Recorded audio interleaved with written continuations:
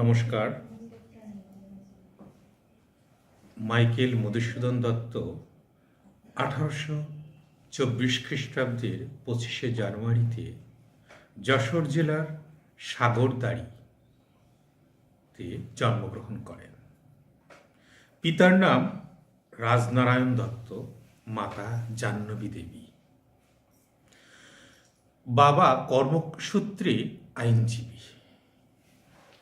আইনজীবী রাজনারায়ণ দত্তের অগাধ রোজগার, সুনাম সুখ্যাতি প্রচুর। কলকাতায় তার জীবিকায় এত টাকা, তিনি একে একে অনেক জায়গা জমি সম্পত্তি কিনলেন। তার পুত্র রাজনারায়ণ দত্তের পুত্র মধুসূদন শৈশব থেকেই তাকে ইংরেজি মাধ্যম বিদ্যালয়ে পড়াশোনা করতে করতে তার ভেতরে একটা অন্যরকম চেতনা জাগে। ব্রিটিশ যে সকল শিক্ষক এবং তার পণ্ডিত, বিশেষ করে সেখানকার সাহিত্য তাকে মুগ্ধ করে বেশি। তিনি যখন মাধ্যমিক বা মিডল স্কুলে পড়েন, সেই সময়ই তার মনে জেগে ওঠে ইউরোপীয় সাহিত্যের যে স্বরূপের মধ্যে যেন তার এক কিশোর বয়সের স্বপ্ন তার মধ্যে তিনি দেখতে পান। তিনি মুগ্ধ হয়ে যান সেই সব প্রাচীন, মধ্য এবং সমকালীন যুগের কবি সাহিত্যিকদের লেখা পড়ে। তাদের লেখা পড়তে পড়তে তিনি কখনো যেন রোমান্টিক জগতে প্রবেশ করেন। স্বপ্ন দেখেন শেক্সপিয়ার, মিল্টন, স্বপ্ন দেখেন পেত্রাক, স্বপ্ন দেখেন সেই সব ইংল্যান্ড এবং ফ্রান্সের কবি যারা তাদের লেখার মধ্যে সেই জগৎটা তার মধ্যে যেন তিনি বিচরণ করছেন। এই বিচরণ করতে করতে তার ভেতরে কিশোর মনে স্বপ্নের উদয় হয়। তিনি দেখেন ইউরোপীয় সাহিত্যে যে সমস্ত নায়িকা চরিত্র, সুন্দরী চরিত্র তাকে মুগ্ধ করে। তিনি নীল নয়নার স্বপ্ন দেখেন। নীল নয়নার স্বপ্ন দেখে তিনি মনে করেন বড় হয়ে তিনি ইংল্যান্ডে যাবেন, স্বপ্নের জগৎ তার, ফ্রান্সে যাবেন, সেখানে তিনি নীল নয়নার পানি গ্রহণ করবেন, তাকে বিয়ে করবেন জীবনসঙ্গী হিসাবে। কলকাতায় যখন পড়াশোনা করছেন, তখন রাজনারায়ণ দত্তের ছেলে যে কত আভিজাত্যপূর্ণ এবং তার ভিতরে যে একটা বড় ইংরেজ, বড় বাঙালি, বড় মনুষ্যত্ব কাজ করছে, সেটা দেখে অনেক সময় মনে হতো এটা বুঝি কোনো অন্যরকম একটা বিলাসিতা। আসলে নয়। তিনি সাজ পোশাক এবং জীবনযাত্রায় পরিশীলিত এবং পরিষ্কার পরিচ্ছন্ন এবং রুচি মার্জিত সম্পন্ন এক নতুন স্টাইল এবং শৈলীর প্রচলন করেন। অর্থাৎ বাঙালি যুবক যারা এতদিন ধরে যে গ্রাম্য জীবনচর্যা এবং এতদিন যে ভারতীয় সংস্কৃতির মধ্যে যে কলুষতা, তা থেকে মুক্ত হতে পারেনি, কিন্তু ভারতীয় সংস্কৃতি কে ভালো করে তারা পৃথক করে উপলব্ধি করতে পারেনি, কিন্তু তিনি প্রথম ভারতীয় সংস্কৃতিকে উপলব্ধি করতে পারলেন, আবার ইউরোপীয় সংস্কৃতিকেও তিনি দেখলেন। এই দুটো সংস্কৃতিকে তিনি পৃথকভাবে দেখে কলুষতাপূর্ণগুলোকে বর্জন করে যথার্থ, যা সত্য, যা আমাদের কল্যাণকামী, যা আমাদের যুগোপযোগী, যা আমাদের জন্য রুচি এবং মার্জিত করে তোলার পক্ষে সহায়ক, সেদিকে তিনি এগিয়ে গেলেন। মধুসূদনের বয়স যখন 16-র কাছাকাছি, 10ম শ্রেণীর ছাত্র, মধুসূদনের জীবনযাত্রা দেখে বাবা চিন্তিত রাজনারায়ণ দত্ত। তিনি ভাবলেন এ ছেলে যে স্বপ্ন দেখছে, না জানি কবে খ্রিস্ট ধর্ম গ্রহণ করে ইউরোপে না চলে যায় এবং কোনো খ্রিস্টান ইউরোপীয় রমণীকে বিয়ে করবে, তাতে মুশকিলে পড়ে যাব। তোমরা জানো মধুসূদন দত্ত যে সময় জন্মেছিলেন, সে সময় বিবাহ খুব কম বয়সে দেওয়া হতো। স্বয়ং বিদ্যাসাগরের বিয়ে হয়েছিল 14 বছর বয়সে এবং মধুসূদনের বিয়ে দেওয়ার জন্য 15 থেকে শুরু হয়ে গেল তার বাবার তোড়জোড়। মধুসূদন ভুল বুঝতে শুরু করলেন বাবাকে। তিনি ভাবলেন যদি তিনি খ্রিস্ট ধর্ম গ্রহণ করেন তাহলে তার সামনে দুটো স্বপ্ন জগৎ রয়েছে। সেই সময় খ্রিস্টান মিশনারি পাদ্রীরা তাকে ভুল বুঝিয়েছিলেন যে তুমি যদি খ্রিস্ট ধর্ম গ্রহণ করো তোমাকে ইংল্যান্ডে নিয়ে যাব আমরা, ইংল্যান্ডে গিয়ে তুমি তোমার স্বপ্ন পূরণ করবে এবং ইংল্যান্ডে গিয়ে তোমার যা কিছু আশা আকাঙ্ক্ষা পূরণ করবে সব খরচ আমরাই দিব। মধুসূদন ভাবলেন তাহলে তো অনেক সুবিধা, বাবা আমাকে জোর করে বিয়ে দিতে চান, খ্রিস্ট ধর্ম গ্রহণ করলে বাবা আমাকে বিয়ে দিতে পারবেন না, আমি তখন খ্রিস্টান হয়ে যাব, বাবা তখন হিন্দু মতে আর কোনো মতে বিয়ে দিতে পারবেন না, আর এক খ্রিস্ট ধর্ম গ্রহণ করলে আমি অকালে বিয়ে করতে হবে না, বিবাহ রোধ হবে, আমার ভবিষ্যৎ জীবন যেখানে বিয়ে না করে আমি বড় হতে চাই, বড় বিখ্যাত কবি এবং সারা পৃথিবী ঘুরতে চাই, ইংল্যান্ড ফ্রান্স সব দেখতে চাই, তাহলে আমি খ্রিস্ট ধর্ম গ্রহণ করলে বাবার বিবাহ থেকে আমি নিস্তার পাবো, ইংল্যান্ডে যাব, ফ্রান্সে যাব এবং আমার স্বপ্নের দেশগুলো বিচরণ করে সেখানে আরও সুশিক্ষিত হয়ে পরে নীলনয়নাকে লাভ করব আমি। এই স্বপ্ন নিয়ে তিনি চিন্তা করলেন। আসলে কিশোর বয়স, একজন 10ম শ্রেণীর কিশোর বয়স্ক ছেলে, এর বেশি সে তার মধ্যে যুক্তি আসতে পারে না। আজকে আমরা পরিণত বয়সে যদি সেই বিষয়টা নিয়ে আমরা যুক্তি দিয়ে চুলচেরা বিশ্লেষণ করি, তখন যদি বলি মধুসূদন ভুল করেছিলেন, এটা ঠিক হয়নি। আমি প্রশ্ন করি 19বিংশ শতাব্দীর প্রথমার্ধ সেটা, আজকে 21বিংশ শতাব্দী দাঁড়িয়ে তুমি বিচার করছো, তুমি 10ম শ্রেণীতে তুমি যদি এইরকম একটা কাজ করতে, এর চেয়ে বেশি ভুল করতে মধুর চাইতে, করেও থাকো তোমরা, আমরাও করে থাকি। সুতরাং সেই হিসাবে মধুসূদন দত্ত অনেক প্রগতিশীল, অনেক কিছু অ্যাডভান্স চিন্তা করতেন, কিন্তু তার মধ্যে এটা তার ছিল একটা ছোট্ট ত্রুটি মাত্র, যেটা না বোঝা, অর্থাৎ ঠিকঠাক তিনি বুঝতে পারেননি যে বিশ্বাসঘাতকতার শিকার হবেন এবং তাকে ভুল বোঝানো হয়েছে, এটা তিনি তখন বুঝতে পারেননি। কারণ আশেপাশে খ্রিস্টান মিশনারিরা এইসব ধর্ম প্রচারের সময় তারা বিভিন্ন জনকে জমি দিয়েছে, টাকা দিয়েছে, ইংল্যান্ডে নিয়ে গেছে, পাদ্রী বানিয়েছে, এগুলো তিনি দেখেছেন। জানো, মধুসূদন যখন খ্রিস্ট ধর্ম গ্রহণ করলেন তারপরে মেদিনীপুরে দীর্ঘদিন পাদ্রীর কাজও করেছিলেন তিনি খ্রিস্টান মিশনারিতে। তারপর এই সময় একটা সুযোগ এলো, তিনি বাবা তাকে ত্যায্যপুত্র করলেন খ্রিস্টধর্ম গ্রহণ করার পর। বাবা মনের দুঃখে, এত প্রভাবশালী আইনজীবী, তিনি মনের দুঃখে ভেঙে পড়লেন। ভাবলেন যে ছেলেকে আমি এত তিলে তিলে বড় করতে চেয়েছি, যার প্রতি দেখো যতই আইনজীবী হোক, শিক্ষিত হোক, সেই সময় মানুষের মনের মধ্যে স্বর্গ, নরক এবং সমাজ শাস্ত্র এগুলো কিন্তু প্রভাব বিস্তার করত। রাজনারায়ণ দত্তের মনের মধ্যে দেখলেন যে ছেলে খ্রিস্ট ধর্ম গ্রহণ করেছেন, ধর্মান্তরিত হয়েছে, আমি তাকে ত্যায্যপুত্র করেছি, সেই ছেলে তো আমি মৃত্যুর পর আমার মৃত্যুর সময় মুখে জল দিতে পারবে না, আমার মুখাগ্নি করতে পারবে না, আমার শ্রাদ্ধ করতে পারবে না, সুতরাং আমাকে নরকগামী হতে হবে। যদি পুত্র আমাকে যদি পুত নামক নরক থেকে উদ্ধার না করে এবং আমাকে যদি শ্রাদ্ধ শান্তি কর্ম না করে, আমি উদ্ধার হব না। সুতরাং রাজনারায়ণ দত্ত দ্বিতীয়বার বিয়ে করতে শুরু গেলেন। বৃদ্ধ বয়সে দ্বিতীয়বার বিয়ে করে ভাবলেন যদি একটা পুত্র সন্তানের জন্ম দিতে পারি তাহলে আমি শান্তিতে মরতে পারবো, সে পিণ্ডদান করবে, শ্রাদ্ধ শান্তি করবে। দুর্ভাগ্য, তারপরে তো আর তারপর সন্তানাদি রাজনারায়ণ দত্তের। মধুসূদন কি করলেন? অর্থ কষ্টে পড়েছে, বাবার আর অর্থ তিনি পাচ্ছেন না। ত্যায্যপুত্রকে যে অর্থের বিলাসিতা করে তিনি নানা রকমের নিজের ইচ্ছা পূরণ করতেন, এক প্রতিটা মুহূর্তে মুহূর্তে পোশাক পাল্টাতেন, জুতো পালিশ করতে যা টাকা দিতেন রিটার্ন নিতেন না, চুল কাটাতে গেলে যা টাকা দিতেন রিটার্ন নিতেন না, কোনো কিছু কিনতে গেলে বড় টাকা নোট দিলে তিনি ফেরত নিতেন না। রাজনারায়ণ দত্তের একটা আভিজাত্য ছিল, তার পুত্র সে আভিজাত্য মেনটেন করত। এর মধ্যে মাদ্রাজে তিনি একটা চাকুরি পেলেন, সংবাদপত্রে সম্পাদনার চাকুরি।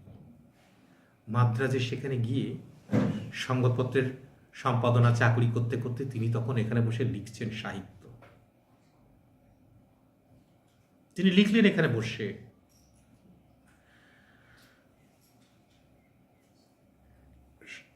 ইংরেজিতে তিনি দ্য ক্যাপটিভ লেডি এখানে বসে লিখছেন। কিন্তু ইংরেজি সাহিত্য রচনা করে তিনি সুনাম পাচ্ছেন না। না ইংল্যান্ডের কোনো স্বীকৃতি, না ইউরোপীয় বা ইংলিশ যে কবি বা যারা সাহিত্যিক তারা তাকে বলছে কোয়ালিটি ভালো হয়নি। এদিকে এগুলো বাঙালিরা পড়তে পারছে না, ভারতীয়রা পড়তে পারছে না ঠিকঠাক করে। তিনি বড় যন্ত্রণায়। ইতিমধ্যে এখানে এসে তিনি তখন তো ইয়াং, দেখলেন চার্চে একটি মেয়েকে দেখলেন, রেবেকা তার নাম। কি সৌন্দর্য, চোখের দুটো তারা যেন নীল রঙের। ভাবলেন এই সেই স্বপ্নের নীল নয়না, দেখে মুগ্ধ হচ্ছে। একজন নবযুবক আর নতুন কোনো কিশোরী মেয়েকে যদি দেখতে পায় এরকম সৌন্দর্যে, সে মুগ্ধ হয়ে গেলেন। তিনি চার্চে নিয়ে রেবেকাকে বিয়ে করলেন।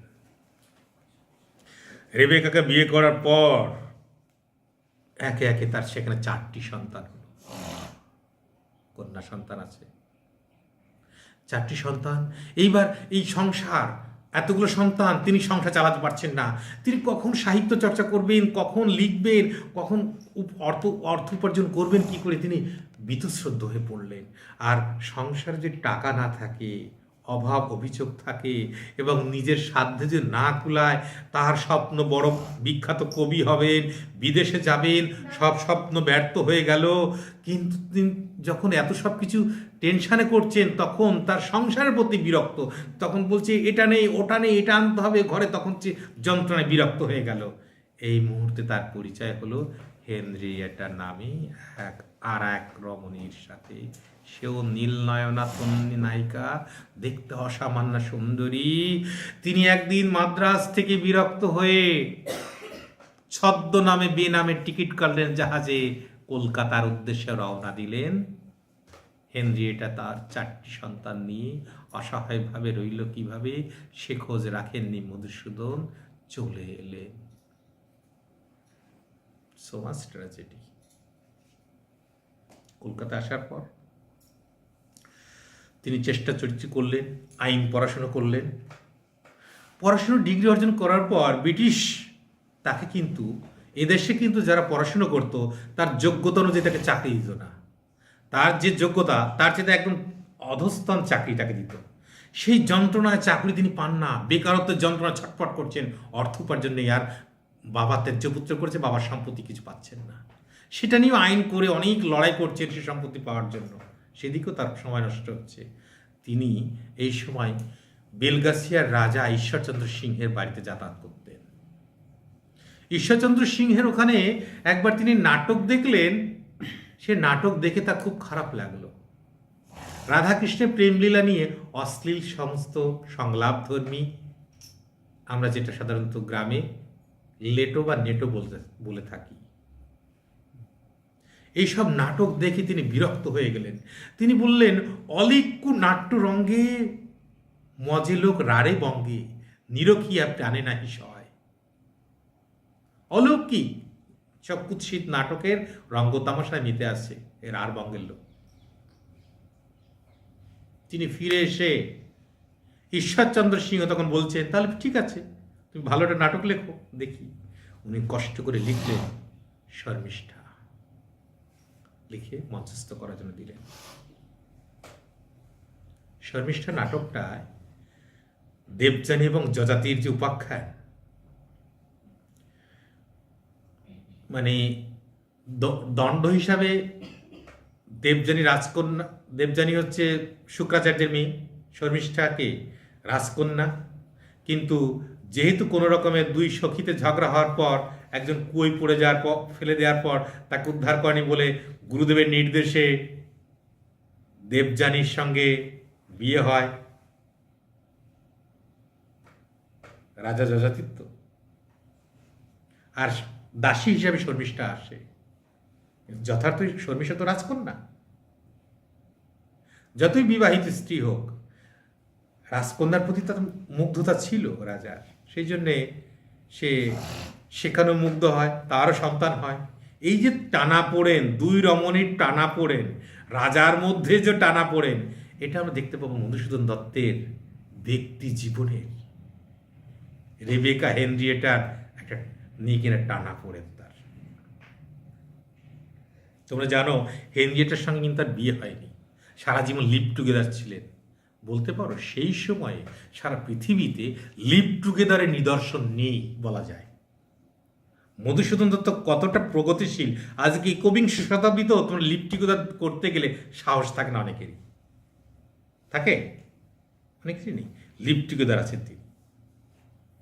তা সত্ত্বেও তাকে ঈশ্বরচন্দ্র বিদ্যাসাগর থেকে শুরু করে ডিরোজিয়ান যে সমস্ত তার বন্ধুরা ছিল তারা তাকে ত্যাগ করেনি, তারা তাকে কলঙ্কিত করেনি, তারা তাকে কোনো সময় খারাপ চোখে দেখেনি।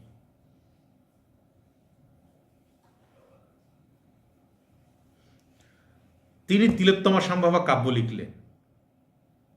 দেখো, ব্রহ্মার তৈরি করা তিলোত্তম বস্তু নিয়ে তিলোত্তমা সম্ভবা কাব্য লিখলেন। সেই তিলোত্তমাকে বলো, দুই ভাই, তাদের মধ্যে এত মিল ছিল, দুই অসুর, যে তাদেরকে কেউ মারতে পারছিল না দেবতারা।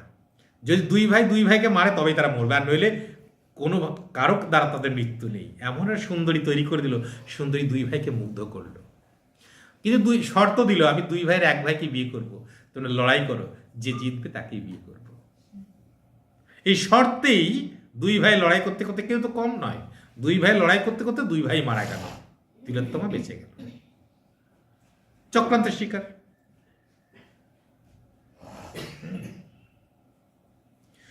সেই দ্বন্দ্ব সংঘাতের বিষয় নিয়ে লিখছেন, চ্যালেঞ্জ করে লিখছেন মেঘনাদবধ কাব্য।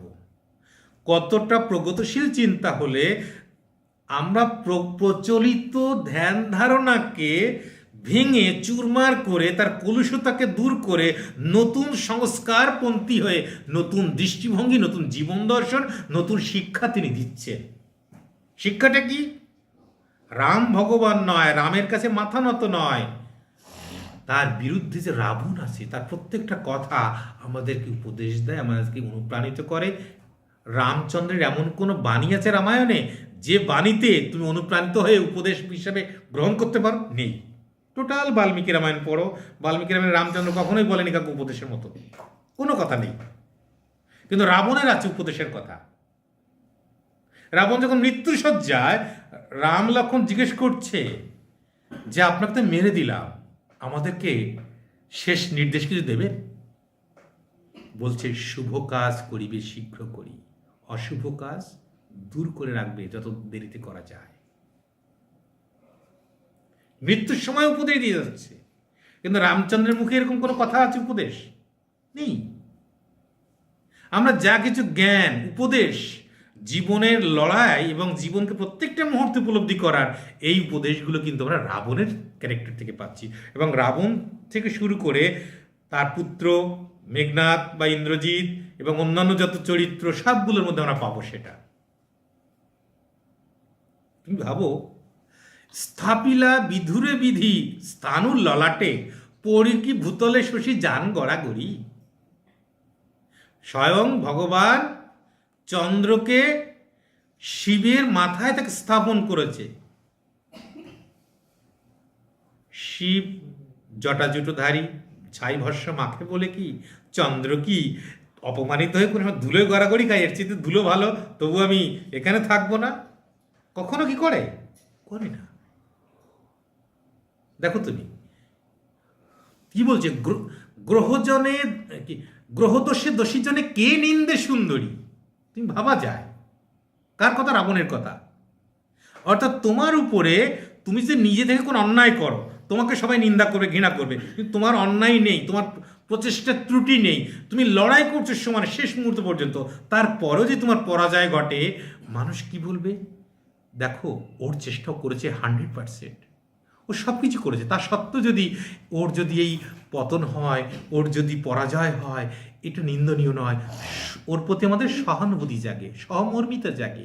অর্থাৎ তার ভাগ্যের বিষয়, অর্থাৎ কোনো গ্রহের ফেরে বা ভাগ্যের ফেরে ওর পরাজয় হয়েছে, ওর দিক থেকে কোনো ত্রুটি ছিল না, তাকে কেউ নিন্দা করে না। কিন্তু যে লড়াই না করে পরাজিত হয়, আত্মসমর্পণ করে, এখানে আমাকে ক্ষমা করুন প্রভু, তাকে নিন্দা করে সবাই, কাপুরুষ এ সমস্ত বলে, এবং তাকে দুর্বল চিত্ত বলে তাকে কিন্তু নিন্দা করে। আমরা রাবণের মুখ থেকেই কথাগুলো পাই। রামচন্দ্রের থেকে কী কী পাবো আমরা বলো? অর্থাৎ মধুসূদন সেই সময়ে এটা কিন্তু দেখাচ্ছেন তার দৃষ্টিভঙ্গিতে আলোচনায়। কিন্তু তার মানে এই নয় যে তিনি রামচরিত্রটাকে কলঙ্কিত করেছেন, তা নয়। কিন্তু রামকে নিয়ে যখন বর্ণনা করছেন সেখানে দেখবে এতটুকু কালিমা কিন্তু মাখাননি তিনি, অর্থাৎ নিন্দা করেননি। রাম যখন সুসজ্জিত হয়ে যুদ্ধ করছে, লক্ষ্মণ যখন যুদ্ধ করছে, কিংবা রাম যে সমস্ত কার্যক্রম, সেখানে কিন্তু কোনো অন্যায় কোনো জায়গা কিন্তু নেই। এখানে যুদ্ধের যা রীতি, সেই রীতিগুলো কিন্তু করছে। যুদ্ধের ক্ষেত্রে, রাজনীতির ক্ষেত্রে কি আছে? সুযোগের সৎ ব্যবহার করা, সেটা কিন্তু রামচন্দ্র করছে। অর্থাৎ রামচন্দ্রের পলিটিক্স, লক্ষণের পলিটিক্স, এটা যথার্থভাবে মধুসূদন দত্ত আমাদের তুলে ধরে দেখিয়েছেন যে যদি রাজনীতির বিদ্যা বলো, জ্ঞান বলো, সেটা রামচন্দ্রের আছে এবং লক্ষণের আছে, এবং যথার্থভাবেই আছে। সেদিক দিয়ে কিন্তু রাবণ নেই। রাবণের এই রাজনীতির দিক থেকে কিন্তু রাবণ পিছিয়ে। সে রাজনীতির জায়গা তার কেন পিছিয়ে রামের চাইতে? কারণ সে কুটিলতা বা সুযোগের সদ্ব্যবহার করা এইটুকু সে করে না কখনো, এটা জানেই না, তার মাথায় আসে না। সে চাইলেই তো অনেক কিছু অন্ধকারে গিয়ে অন্যরকমভাবে অতর্কিত আক্রমণ করে অনেক কিছু করতে পারত, অর্থাৎ এই বুদ্ধিটুকু তার আসেনি। তার মানে এই নয় সে যে বলছে যে না আমি তাকে অতর্কিত আক্রমণ করব না, কিংবা আমার অর্থাৎ এই বিষয়ে তার মাথায় কোনো চিন্তার উদ্রেক হয়নি যে করা উচিত অনুচিত, দ্বন্দ্বও নেই, কোনো আছে কোনো দ্বন্দ্বও নেই এখানে তার। অর্থাৎ মধুসূদন দত্ত যে চরিত্রগুলোকে দেখেন তা থেকে শিক্ষাটা আমাদের কী কী শিক্ষা আসছে? রাজনীতির শিক্ষা, সংস্কৃতিতে নিজের উচ্চ রুচিশীলতার শিক্ষা, আর জীবন গঠনের শিক্ষা, জীবনকে বড় করে তোলার শিক্ষা, এবং যথার্থ চিন্তে জীবনকে গড়ে তোলার জন্য যে শিক্ষা প্রয়োজন আমরা দেখতে পাবো তার ইন্দ্রজিৎকে বড় করে তুলছে যুদ্ধবিদ্যা থেকে শুরু করে সর্বজ্ঞানে জ্ঞান দিয়ে। তার প্রত্যেকটা লেখার মধ্যে আমরা কিন্তু সমাজ, সংস্কৃতি, সংস্কারমূলক যা যথার্থ সত্য, যা কল্যাণকারী, এই সত্যগুলো আমরা দেখতে পাই। সেখানে দ্বন্দ্ব আছে, সংঘাত আছে, কিন্তু সর্বশেষে দ্বন্দ্ব সংঘাতের পর তিনি শেষ মুহূর্তে যে জায়গায় নিয়ে যাচ্ছেন সেটা কিন্তু সত্যের পক্ষে, শিবের পক্ষে, সুন্দরের পক্ষে। মধুসূদন, যারা মধুসূদনকে নাস্তিক বলছে, মধুসূদনকে বলছে হিন্দু বিরোধী, খ্রিস্টান না, তিনি মেঘনাদবধ কাব্য সূচনা লিখছেন কি দেখো, সূচনা তিনি সরস্বতীকে বন্দনা করছেন। ভাবা যায় মেঘনাদবধ কাব্যে যে ব্যক্তি এত পরিচয় দিচ্ছে নাস্তিকতার, মনে হয় পড়বে অনেকে ব্যাখ্যা করে নাস্তিক সব কিছু হচ্ছে, মধুসূদন দত্ত নাস্তিক ছিলেন, কিন্তু দেখো যে তিনি খ্রিস্ট ধর্ম নিয়েছিলেন, কিন্তু দেখো তিনি সরস্বতী বন্দনা করছেন। সম্মুখ সমরে পড়ি বীর চূড়ামণি, বীরবাহু চলি যাবে গেলা জমপুরে, কহদেবী অমৃত ভাসিনী, কোন বীর বড়ে বড়ি পাঠাই পুরাণে। অমৃত ভাসিনীকে সরস্বতী, কাকে বন্দনা করছেন? তিনি তাকে বন্দনা করছেন মধুসূদন মেঘনাদবধ কাব্য সূচনাতেই। অর্থাৎ তুমি দেখো তিনি ভারতীয় সংস্কৃতির কলুষতা মুক্ত করে যা শাশ্বত সত্য, যা বিদ্যা, যা আমাদেরকে আলোর পথ দেখায়, স্বচ্ছতা, সুন্দরের পথ দেখায়, সংস্কৃতিকে এবং শিক্ষা চিন্তাটাকে নতুনভাবে প্রবাহিত করার দিকে তিনি নিয়ে যাচ্ছেন। শিক্ষাটাকে তিনি মুক্ত চিন্তার দিকে নিয়ে যাচ্ছেন।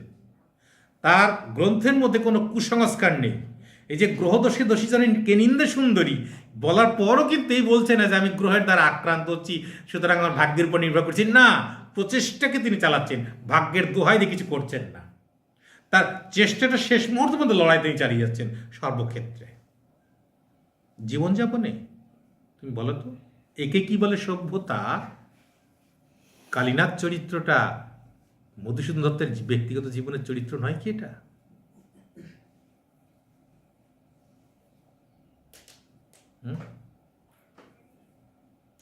কি বুড়ো শালিকের ঘাড়ের রোঁ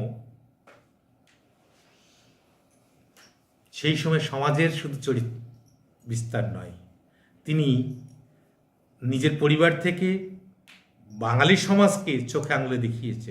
আমরা এই যুগে একবিংশ শতাব্দী দাঁড়িয়েও দেখি কোনো বয়স্ক লোক, তার বয়স্ক সংসারী বিবাহিত লোক, তার নজর থাকে কুৎসিতভাবে নারীদের প্রতি। বিভিন্ন ধরনের টাকা থাকলে সেই টাকার বিনিময়ে, ক্ষমতার বিনিময়ে নানা রকমের মানে অশালীন কাজকর্ম তিনি গোপনে করার চেষ্টা করেন। আজকেও সেটা সত্য। সেই সময় বেশি হতো জমিদার শ্রেণীর বিত্তবানদের মধ্যে। আজ হয় না? আজও হয়। টাকা থাকলে হয়, ক্ষমতা থাকলে হয়। এটা চিরসত্য হয়ে আছে মানব জীবনের যে জৈব প্রবৃত্তি, এই জৈব প্রবৃত্তিকে নিয়ন্ত্রণ করাটা হচ্ছে আসল। সেই নিয়ন্ত্রণ যখন মানুষ করে না রুচিশীলতার মাধ্যমে, শিক্ষার মাধ্যমে, তখন এগুলো চোখে আঙুলে দেখানো হয় যেগুলো করা উচিত নয়। বরং যে করছে তাকে, তার চেতনা যখন হয় না, তখন সামাজিকভাবে তাকে চপেটাঘাত করো, সামাজিকভাবে প্রতিরোধ করো। তাকে আইন আদালতে নিয়ে আর তিনি কথা বলেননি, তিনি সামাজিকভাবে প্রতিরোধ করে তাকে সংযত করার চেষ্টা করেছেন। অর্থাৎ সমাজের যে কলুষতা দূর করা এবং যথার্থ নৈতিক শিক্ষা এবং মূল্যবোধের শিক্ষায় শিক্ষিত করতে গেলে সমাজকে সচেতনভাবে ঠিক সময় কাজ করতে হবে। ঠিক সময় যদি কাজ না করা যায় তাহলে কিন্তু সম্ভব নয়।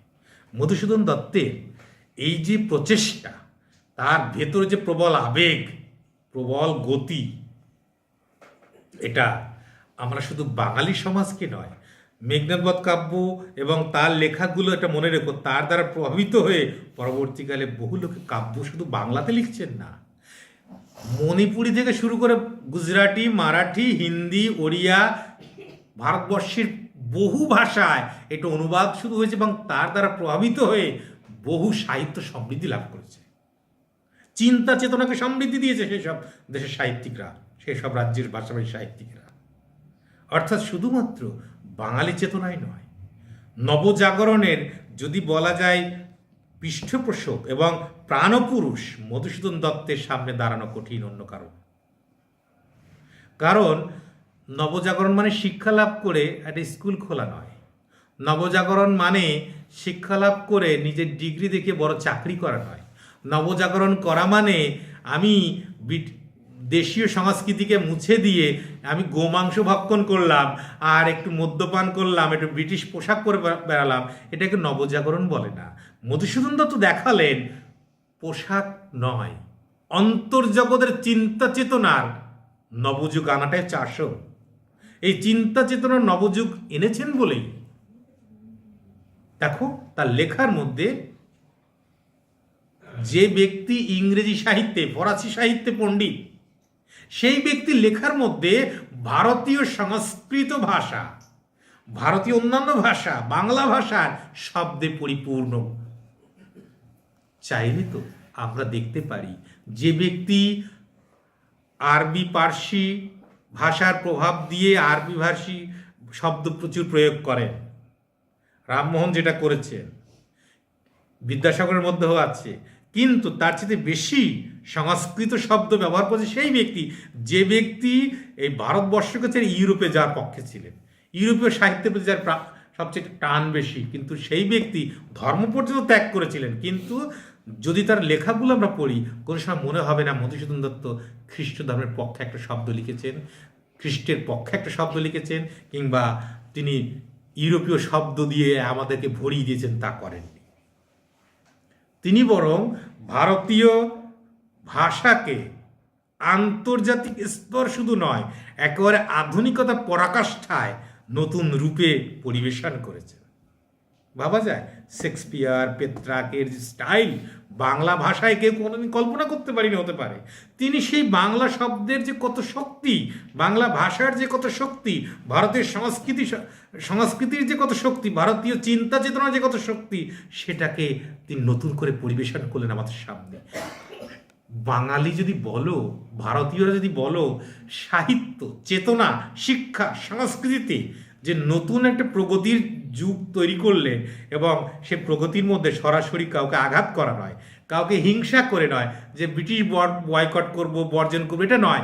নিজের যা শক্তি তার দ্বারা শক্তিশালী হয়ে উঠলেন, নিজের ভাষাকে বড় করে পরিবেশন করলেন, নিজের ভাষার শক্তিকে এমন করে তার বিস্ফোরণ ঘটালেন, প্রকাশ ঘটালেন যে তুলনা নিজেকে করতে হলো না, কাউকে ছোট করতে হলো না, আপনা আপনি আমি বড় হয়ে উঠলাম।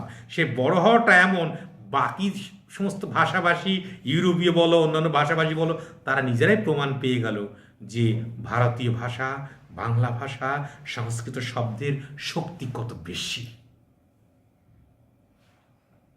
সুতরাং ভাষা শিক্ষা এবং সাহিত্য রচনার যে একটা শিক্ষা দরকার হয়, সকলেই যে সাহিত্যিক নয়, সকলেই সাহিত্য রচনা করতে পারেন না, তার যে একটা মৌলিক শিক্ষা প্রয়োজন, সেই শিক্ষা প্রত্যক্ষভাবে তিনি কারো কাছে শেখেননি, কিন্তু নিজের প্রচেষ্টায় তিনি বাঙালিকে শিখিয়ে গেলেন, ভারতীয়কে শিখিয়ে গেলেন যে চাইলে আমরা সর্বশ্রেষ্ঠ হতে পারি আমাদের ভাষা দিয়ে, আমাদের শব্দ দিয়ে, আমাদের চেতনা দিয়ে, আমাদের সংস্কৃতি দিয়ে, আমাদের কলুষতা দূর করে আমরা আমাদের ভাষা সংস্কৃতিকে নিন্দা করে তাকে বর্জন করব না। ইয়ং বেঙ্গল যারা কি করেছিল, ভারতীয় সংস্কৃতি কুসংস্কারাচ্ছন্ন এই শব্দে বর্জন করে তারা ইউরোপীয় প্রভাবে প্রভাবিত হচ্ছিল, কিন্তু তিনিও তো সেই ইয়ং বেঙ্গলের কাছাকাছি ছিলেন, তাদের বন্ধুত্ব তো তাদের ছিল তার, কিন্তু তিনি কি করলেন, ইউরোপীয় মদ খাচ্ছেন, পোশাক পরছেন, চিন্তা চেতনায় বাঙালি তথা ভারতীয় তিনি। এখানেই পার্থক্য। অর্থাৎ তার বহির্সত্তা পৃথিবী জুড়ে আছে, পাশ্চাত্য জুড়ে আছে, অন্তঃসত্ত্বা ভারতীয়ত্ব, বাঙালিত্বকে তিনি বিকশিত করে মহিরুহের মতো সবাইকে নতুন করে আশ্রয় দেওয়ার চেষ্টা করলেন। সে সাহিত্যের শাখায় শাখায় নতুন ফল ফুলে উঠল, যে ফল দেখে বাংলা সাহিত্যকে কেউ ক্ষুদ্র বলতে পারবে না, হীন বলতে পারবে না, কুসংস্কারাচ্ছন্ন বলতে পারবে না, এবং কলুষতায় পূর্ণ বলতে পারবে না, অশ্লীলতা বলতে পারবে না, বরং এই অশ্লীলতা দূর করে, মানে সব কিছুকে দূর করে নতুন রূপ দান করলেন তিনি। নাট্য সাহিত্য, কাব্য সাহিত্য এবং সনেট বলো, ছোট কবিতা বলো, এ মধুসূদনের অবদান ভারতীয় সাহিত্যে এবং বাংলা সাহিত্যে দুটো ক্ষেত্রেই নতুন শিক্ষা দিলেন। এই শিক্ষাটা কিন্তু আমরা যে শিক্ষা নামক শিক্ষা বিজ্ঞানে আলাদা একটা শাখা বলে মনে করি, শিক্ষা মানে স্কুল শিক্ষা, শিক্ষা মানে স্কুলে যাওয়া, স্কুলে যেয়ে কি শিখবো, স্কুলে যায় কি শিখতে, তার মেন কারিকুলাম কি শিখবে, সে নীতিকথা শিখবে, সাহিত্য শিখবে, ভাষা শিখবে, সেটা মধুসূদনেরই রচনা থেকে আমাদের বেরিয়ে আসে। ভাবা যায় মধুসূদনের রচনা থেকে বেরিয়ে এসছে প্রথমে সরস্বতী বন্দনা। আমাকে বলুক, তখন তো হিন্দু সাহিত্যিক প্রচুর ছিল, খ্রিস্ট ধর্ম